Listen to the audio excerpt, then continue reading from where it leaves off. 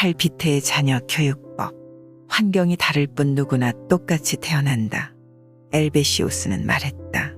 사람은 누구나 똑같이 태어난다. 하지만 어떤 환경에서 자랐는가에 따라 누구는 천재나 영재가 되고 누구는 평범한 사람, 심지어 바보가 된다.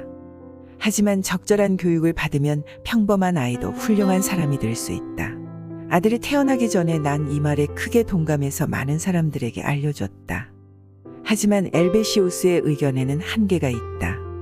아이의 성장의 환경이 매우 중요한 것은 사실이지만 그는 개인마다 재능이 모두 다르다는 것을 간과한 것이다. 나의 교육 목표는 아이의 잠재력을 개발하는 것으로 이 논리에 반대하는 사람들이 많아 늘 충돌이 끊이지 않았다. 내 교육 이론의 핵심은 아이의 지능이 형성되는 순간부터 교육을 실시해야 한다는 것이다. 그렇다면 조기 교육이 왜 영재를 만들까? 생물학, 생리학, 심리학 등의 연구에 따르면 사람은 선천적으로 특수한 능력을 타고난다. 하지만 이 능력은 겉으로 드러나지 않고 속에 숨어 있다. 어떤 아이가 이상적인 환경에서 100 정도의 수준을 갖출 수 있을 때 사람들은 그 아이에게 100 정도의 잠재력이 있다고 말한다. 여기서 잠재력은 영재가 될 수 있는 가능성을 뜻하는 것으로 사람들의 생각처럼 소수에게만 있는 것이 아니라 누구에게나 있다. 교육의 목표는 아이가 잠재력을 마음껏 발휘하게 하는 것이다. 잠재력을 발휘하면 누구나 성공인사가 될 수 있다. 아이의 잠재력은 시간이 지날수록 점차 줄어든다. 예컨대 아이가 100의 잠재력을 타고났을 때 태어난 즉시 적절한 교육을 받으면 100의 수준인 인물로 자란다. 하지만 5살 때 교육을 시작하면 교육법이 적절해도 80 수준의 인물밖에 못 된다. 즉 교육의 시기가 늦어질수록 아이의 잠재력은 점차 줄어든다. 이것이 아동 잠재력의 체감 법칙이다.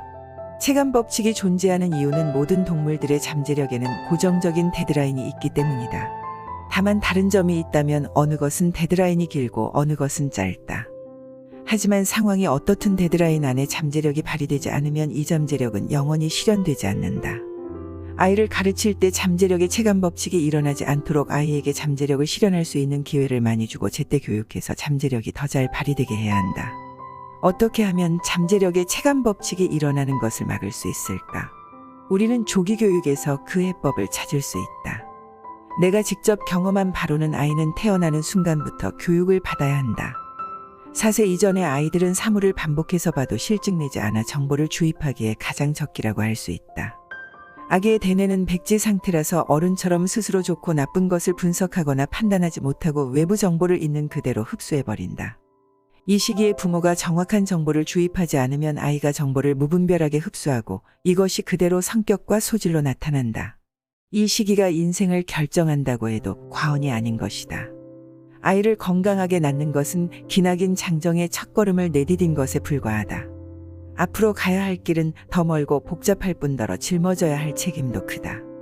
이유인즉 아이가 태어나는 날부터 부모는 교육의 책임을 져야 하기 때문이다. 지능 발달의 최적기를 놓치지 않아야 한다. 어떻게 해야 아이의 잠재력을 빨리 개발할 수 있을까? 방법은 간단하다. 아이가 목말라 할 때 물을 주고 배고파할 때 젖을 주며 오줌을 쌌을 때 기저귀를 갈아주는 등 부모가 민첩하게 아이의 요구를 들어줘 아이를 편안하게 하면 된다. 다시 말해서 아이가 부모의 사랑과 관심을 받고 있다고 느끼게 하면 된다. 아이가 무엇을 원하는지 부모가 금세 알아차리는 것은 성공적인 자녀 교육을 향해 첫걸음을 내디딘 것이나 마찬가지다. 또한 이것은 부모와 아이가 하나의 띠로 연결되었다는 뜻으로 훗날의 교육의 감정적인 기초가 된다. 사람의 성장 과정에는 지능이 발달하는 최적기가 존재한다. 이 시기의 지능의 발달 정도가 결정되는 만큼 조기의 지능을 발달시키기 위해선 이 시기를 결코 놓쳐선 안 된다. 4살 이전은 언어를 배우기에 가장 좋은 시기다. 언어는 생각의 도구이자 지식을 학습하는 도구로서 언어를 배우지 않으면 지식을 얻을 수 없다. 따라서 아이들이 능력을 마음껏 발휘하게 하기 위해선 언어를 일찍 가르쳐야 한다. 7세 이전까지 언어를 습득한 아이는 그렇지 않은 아이들보다 발전 속도가 빠르다. 아기는 보통 생후 6주가 되면 목소리에 반응한다. 따라서 부모는 이 시기를 놓치지 말고 말할 수 있는 기회와 듣기 훈련을 할 수 있는 환경을 많이 제공해서 아이의 청력을 발달시켜야 한다. 물론 부모와 아이가 교류를 많이 한다고 해서 당장 아이의 말문이 트이는 것은 아니지만 아기들은 옹알이를 하며 조금씩 말문을 트기 시작한다. 아이에게 말할 땐 정확한 발음과 편안한 목소리로 반복해서 말해야 하는데 말했을 때 아이가 웃거나 허공을 향해 발을 차거나 손을 흔들면 바로 웃으며 칭찬해야 한다. 또한 쇳불도 당김에 빼라고 아이가 엄마, 아빠 라고 말하면 계속해서 말하도록 환경과 화제를 만들어 말하려는 열정을 유지시켜야 한다. 아들이 F와 A음을 낼 때부터 난 반복해서 퍼퍼퍼, 뭐뭐뭐와 같은 발음을 가르치고 아들이 커커커 라고 하면 나도 커커커 라고 하며 즉각 반응을 보였다. 아들의 발음이 부정확할 때 가만했지만 난 끝까지 격려를 잊지 않았다. 단 이때 한 가지 주의할 점은 아이가 뭐 라고 발음한 것을 부모가 뭐로 잘못 듣고 칭찬하면 나중에 아이가 혼란스러워한다. 발음을 가르치기에 가장 좋은 타이밍은 아기가 잠에서 깨어난 지 1시간쯤 돼서 기분이 가장 좋을 때다. 아이에게 발음을 가르칠 땐 필요한 말만 해야 한다. 예컨대 를 가르치려면 쓸데없이 말을 길게 하지 말고 짧게 라고 해야만 아이가 헷갈리지 않고 발음을 따라한다. 아이에게 언어를 가르칠 때 가장 중요한 것은 어휘량을 풍부하게 만들고 뜻을 이해시키는 것이다. 우리 부부는 어휘력 훈련을 매우 중요하게 생각해서 하인들이 이것저것이라는 단어를 사용하지 못하게 하고 이야기를 들려줄 때 아들이 모르는 단어가 나오면 그냥 지나치지 않고 설명해줬다. 물론 어려운 단어의 경우에는 설명해도 아들이 알아듣지 못했지만 그런데도 꿋꿋이 뜻을 설명한 것은 학습 태도와 방법을 키우기 위해서였다. 그렇지 않으면 모르는 것을 그냥 지나치는 나쁜 습관이 생길 수 있다. 또한 나는 아이에게 맘마멍멍이와 같이 불완전한 말이나 사투리를 가르치는 것에 반대한다. 어떤 부모는 아이들이 그런 단어를 사용하는 것이 귀엽다고 하는데 과연 아이들이 그런 말을 배우기 위해서 많은 대가를 치를 가치가 있을까? 아이는 처음부터 정확한 단어를 배워야 한다. 아들을 가르칠 때 난 어려움이 따라도 꼭 표준 독일어를 반복해서 가르쳤다. 정확한 언어 사용이 머리를 똑똑하게 만든다고 생각해서 아들이 유아식으로 발음하거나 말을 하지 못하게 하고 제법 어렵고 복잡한 말도 술술 사용할 수 있게 점진적으로 지도했다. 이를 위해선 온 가족의 협조가 필요했다. 한쪽은 엄격하게 요구하고 다른 한쪽은 그냥 봐주면 지도가 제대로 되겠는가. 그래서 우리 부부는 약속이라도 한 듯 평소 때와 장소에 맞는 표준어를 사용하고 발음을 정확하게 하는 등 평소 모범을 보였다. 아이들은 말하기를 좋아해서인지 배운 단어를 반복해서 말하는 것도 싫어하지 않는다. 난 이 점을 고려해 칼이 좋아하게끔 엄선한 단어로 짧고 재미있는 이야기를 만들어 외우게 했다. 칼은 빠른 속도로 이야기를 외우고 틈만 나면 우리 부부에게 들려줬다. 나중에는 이 이야기를 외국어로 번역해서 외우게 했는데 역시나 칼은 빨리 외웠다. 경험상 2에서 6세 사이는 언어를 학습하기에 가장 좋은 시기이므로 부모들은 이 시기를 놓치지 말아야 한다. 올바른 교육 방법. 칼은 영아기 때 받은 교육 덕에 또래 아이들보다 더 똑똑하고 민첩했으며 각 방면에서 두루 뛰어난 능력을 보였다. 칼이 3살이 되고 어느 정도 기초적인 지능이 형성된 뒤에 난 글자를 가르치기 시작했다. 물론 강압적인 방법을 쓰진 않았다.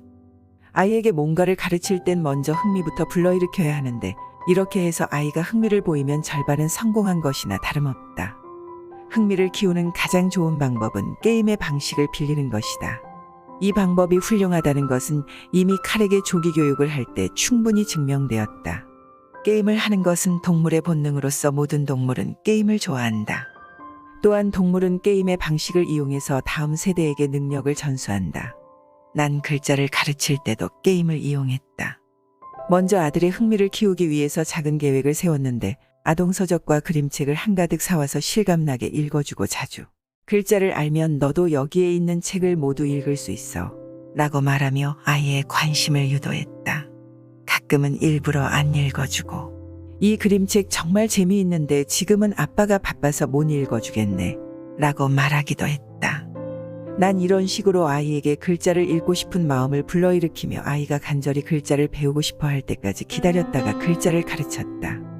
그 다음에는 독일어 자모와 로마자와 아라비아 숫자 카드를 사서 벽에 붙이고는 게임하듯이 자음과 모음을 합치면 어떻게 발음되는지 가르쳤다. 예컨대 고양이 그림을 보여준 뒤에 고양이라는 발음을 가르치고 벽에 붙은 고양이 글자 카드를 가리키며 반복해서 읽어줬다. 또한 고양이라는 단어를 이루는 자모 카드를 골라서 다시 단어를 만들기도 했다. 나는 게임을 하는 동안에 아들이 열심히 배우면 칭찬하며 계속해서 열심히 하라고 격려했다. 이렇게 하면 아들은 며칠이 걸리더라도 꾸준히 단어를 외웠다. 우리는 카드로 종종 게임을 하고 이야기를 만들기도 했다. 산책할 땐 보는 것마다 아들에게 어떻게 읽고 쓰는지 물었고 이 방법은 아들이 글자를 배우는데 매우 효과적이었다. 칼이 생후 15일 때부터 부모의 교육을 받았다고 하면 사람들은 칼의 유년 생활이 매우 무미건조했을 거라고 생각하지만 실상은 그렇지 않다. 칼은 여러 분야에 두루 관심이 많아서 다양한 체험을 하며 성장했다. 나는 칼이 풍부한 어휘를 익힌 뒤에 책 읽는 흥미와 습관을 키워주기 위해서 노력했다. 사람은 생애 최초로 어떤 책을 읽느냐에 따라 책의 기호가 달라지고 유년기 때 읽은 책에 따라서 인생이 달라지기도 한다. 때문에 난 칼의 독서 능력과 유익한 정도를 고려해서 매우 신중하게 책을 골랐다. 난 칼에게 책 읽는 흥미를 키워주기 위해서 많은 방법을 생각했는데 가장 좋은 것은 이야기를 들려주는 것이었다. 아이에게 이야기를 들려주는 것은 매우 중요하다. 어린아이들은 대개 좋아하는 이야기를 통해서 지식을 쌓고 책과 가까워지기 때문이다. 난 과장된 표정, 실감나는 목소리, 다양한 손짓을 동원해서 최대한 이야기를 생동감 있게 전하려고 노력했고 다행히도 아들은 내 이야기를 듣는 것을 매우 좋아했다. 난 가장 흥미진진한 부분에서 이야기를 돌연 중단해 칼의 궁금증을 증폭시키고 궁금하면 직접 책을 찾아서 읽으라고 격려했다. 칼은 독서만큼 음악에도 흥미가 많았다. 모든 아이들이 음악가가 될 필요는 없지만 음악을 이해하지 못하는 삶은 얼마나 불행한가. 적어도 음악을 감상할 줄 알아야 한다. 아이에게 행복하고 다채로운 삶을 선사하려면 조금이라도 음악을 가르쳐 문학에 대한 흥미 외에 음악에 대한 흥미도 키워줘야 한다. 음악을 이해하는 사람은 행복하다. 그래서 난 어릴 때부터 칼에게 음악관을 심어주기 위해서 7색깔의 종을 사서 소리를 들려주고 엄마의 노래를 들려줬다. 칼이 ABC를 읽기 시작하자 난 게임을 통해서 음을 구별하도록 가르쳤다. 수수께끼는 아이들이 좋아하는 게임이다. 하지만 난 수수께끼보다 더 재미난 기타를 이용했다. 예를 들어 물건 찾기 게임을 할 때 아들이 내가 물건을 숨겨놓은 곳에 가까이 다가오면 안 돼 라고 말하는 대신에 기타로 낮은 음을 내고 멀어지면 높은 음을 내는 등 오로지 음 높이의 변화를 통해서 물건을 찾게 했다. 이는 칼의 청력을 훈련시키는데 효과적이었다.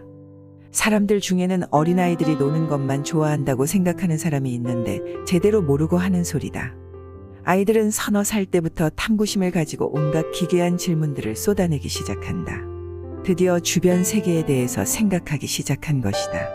하지만 부모들은 어떤가? 아이들의 물음에 기뻐하기는커녕 귀찮아하며 되는 대로 대답하거나 은근슬쩍 얼버무리는 경우가 많다. 이것은 아이의 탐구력을 짓밟는 행동으로서 잘못 중에서도 매우 큰 잘못이다. 지능이 발달하는 초기에 부모가 적절한 대답을 제공하지 않으면 아이의 탐구력은 금세 사라져버리고 만다. 부모들이야 이런 상황을 목격하고 싶지 않겠지만 일부는 자기 손으로 아이의 잠재력을 꺾어버리는 것이 사실이다. 부모는 아이의 탐구심을 소중히 여기는 동시에 궁금증을 적극적으로 풀어주고 권위로 아이의 천성을 억누르지 말아야 한다. 부모는 아이를 규율로 속박해서도 안 되고 권위로 짓눌러서도 안 된다. 권위적인 압력은 아이의 변별력을 떨어뜨리고 변별력이 떨어지면 독특한 견해를 창조할 수 없거니와 쉽게 병적으로 암시를 받게 돼 장시간 이런 환경에서 생활할 경우 각종 정신적인 결함을 앓게 된다. 따라서 아이의 분별력을 키우기 위해서 교육할 때건 행동지도를 할 때건 반박조차 허락하지 않는 권위로 아이를 억압하지 말아야 한다. 사람은 성인이 아니라서 누구나 허물이 있을 수 있다. 그래서인지 부모들도 종종 아이의 물음에 대답할 수 없을 때 체면을 살리기 위해서 확실하지 않은 정보를 확실한 양 말하거나 민망함을 숨기기 위해서 괜히 아이를 꼬짓는 잘못을 저지른다. 또한 부모가 좀 편하고자 대충 대답하면 아이가 궁금증을 완전히 풀 때까지 계속 질문해서 결국 부모의 화를 돋우는 악순환이 일어난다. 난 아들보다 더 많은 지식을 알고 있어도 결코 권위적으로 굴지 않았다. 사실 칼의 물음에 몰라서 대답하지 못할 때도 있었는데 이럴 때는 아빠도 잘 모르겠네 라고 솔직히 말하고는 함께 책을 뒤적이고 도서관에 가서 자료를 찾아서 궁금증을 해결했다.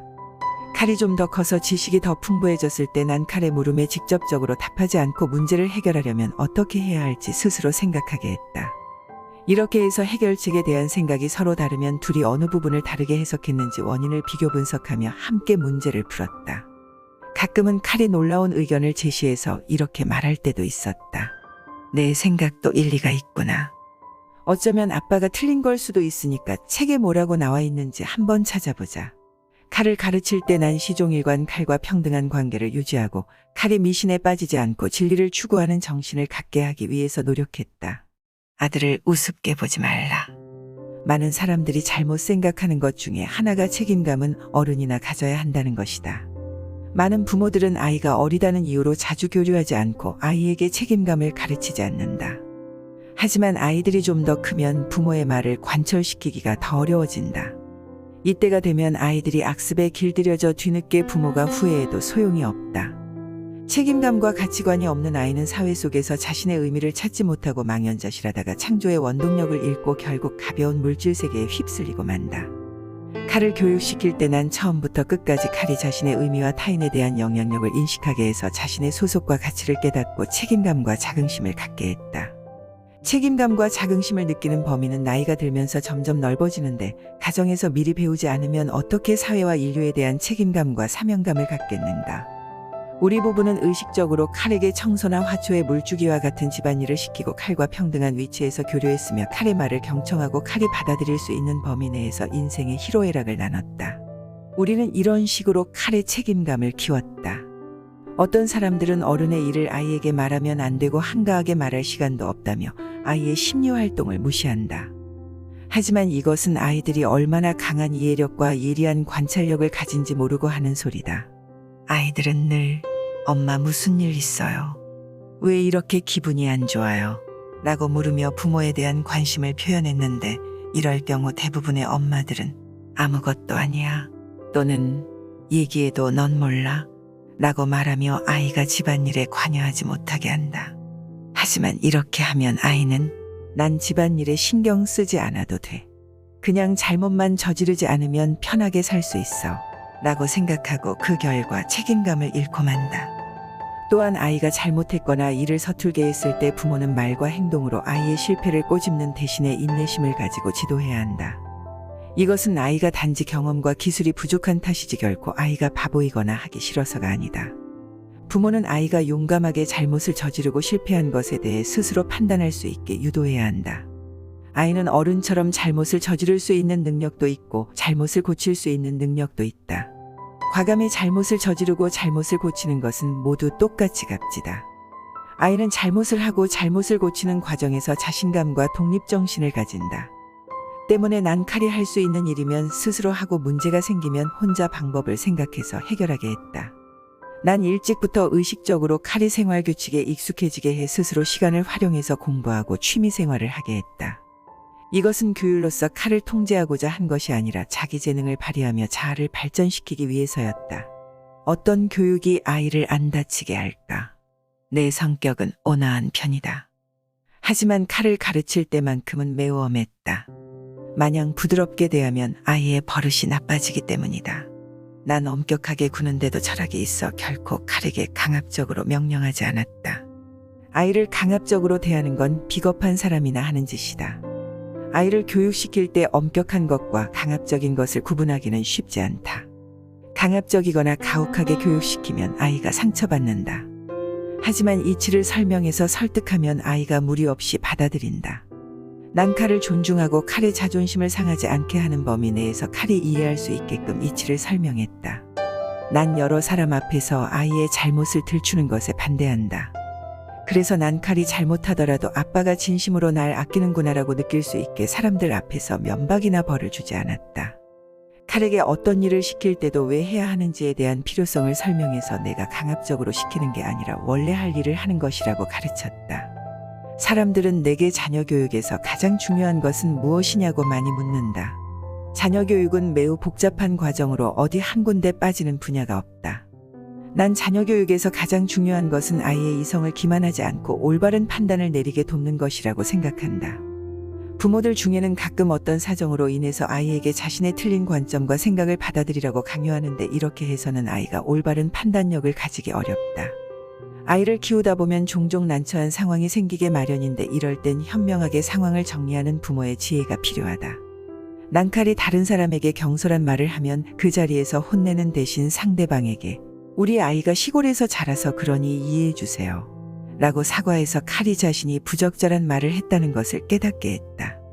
그러면 잠시 뒤에 칼은 내게 자신이 무엇을 잘못했냐고 물었고 난 이때를 놓치지 않고 무엇이 올바른 것인지 가르쳤다. 난 이렇게 잘잘못을 따지는 것이 아이가 올바른 판단을 내리는 데 도움이 된다고 믿었다. 그런데 만에 하나 내가 그 자리에서 칼을 혼냈으면 어떻게 됐을까?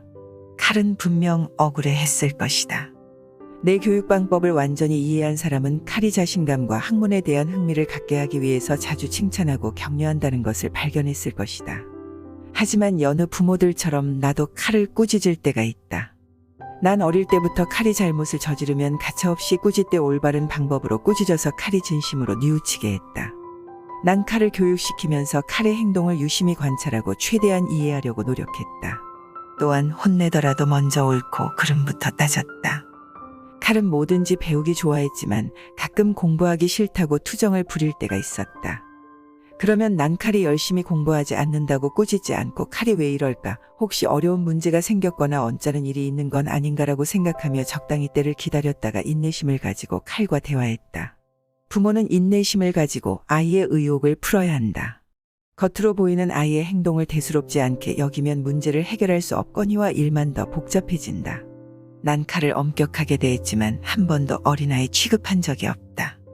어떤 부모는 엄격하게 교육한다는 핑계로 아이에게 가혹하게 대하고 자존심을 상하게 해 아이를 무능한 겁쟁이로 만들어버린다. 이런 부모는 엄격한 교육이 좋긴 하지만 어떤 경우에도 아이의 자존심을 상하게 해선 안 된다는 사실을 알아야 한다. 아이의 자존심은 매우 중요하다. 따라서 난 어떤 상황에서도 의식적으로 아이의 자존심을 지켰다. 칼이 어릴 때 난 일상생활에서건 학업을 지도할 때건 언제나 칼을 어른처럼 대했다.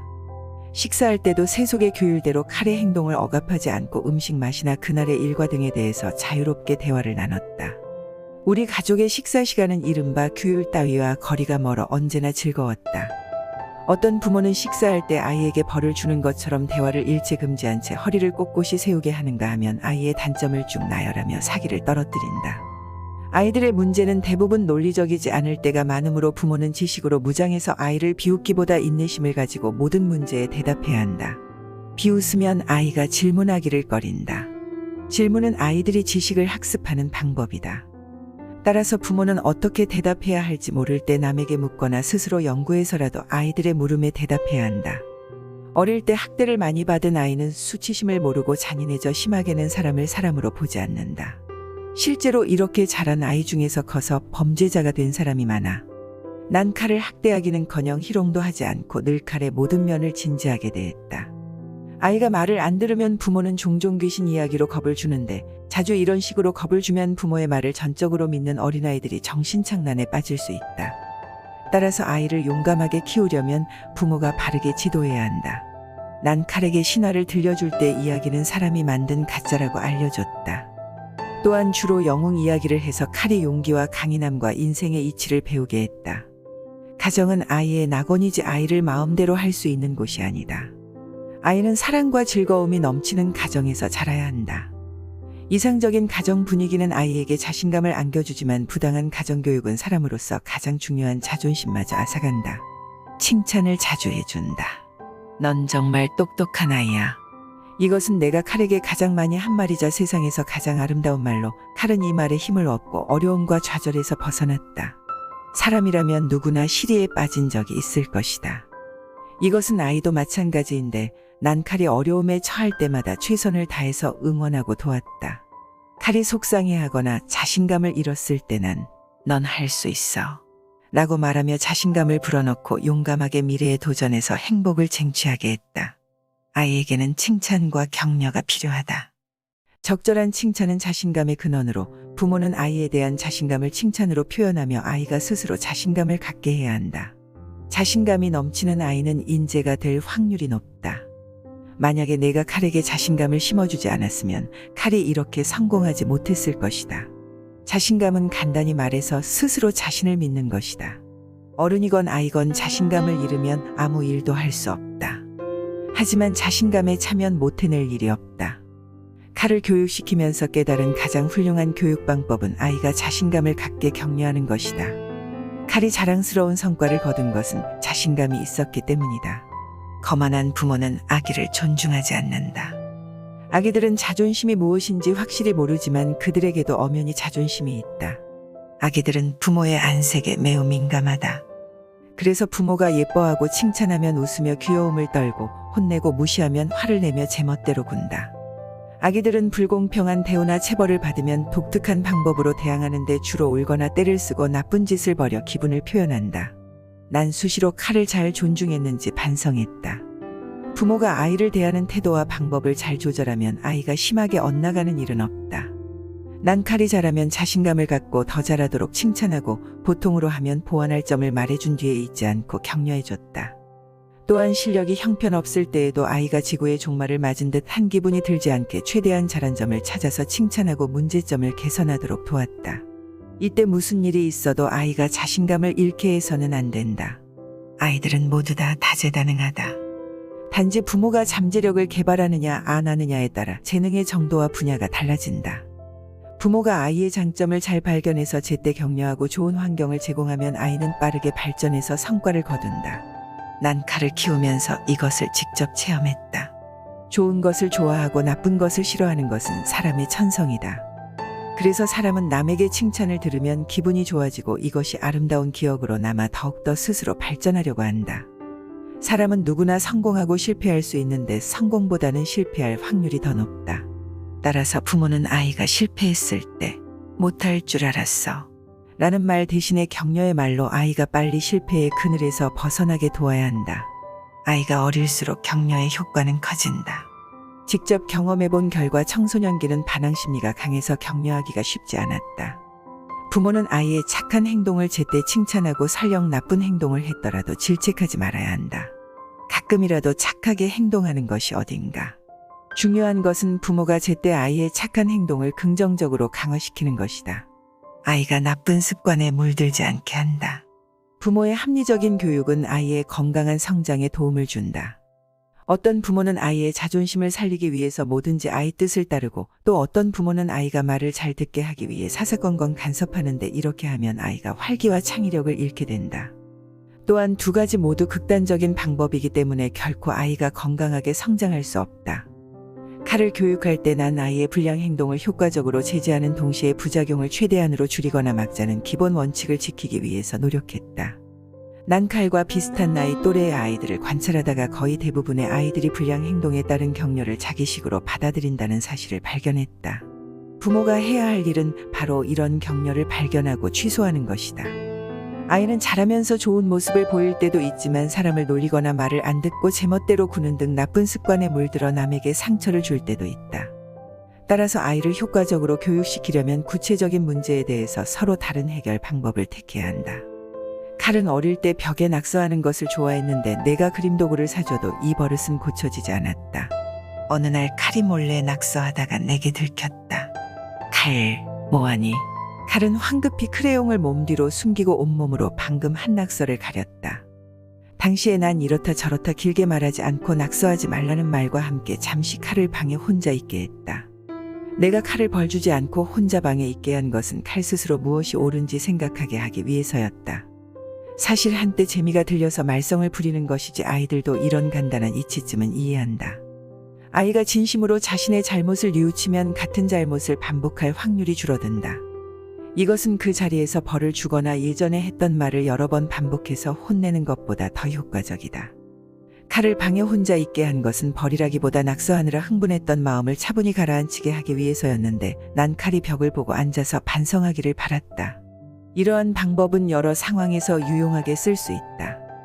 예를 들어 아이들은 잘 놀다가도 서로 토닥거리고 잘 싸우는데 이것은 일시적인 충동에 지나지 않는다.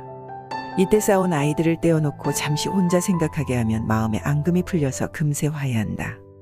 가끔씩 아이가 부모의 말을 안 듣고 제멋대로 굴 땐 아이를 지정된 장소로 데려가 반성하게 해야 하는데 아이를 방에 혼자 있게 할 경우에는 아이가 악을 쓰고 울어도 시간이 될 때까지 결코 문을 열어줘선 안 된다.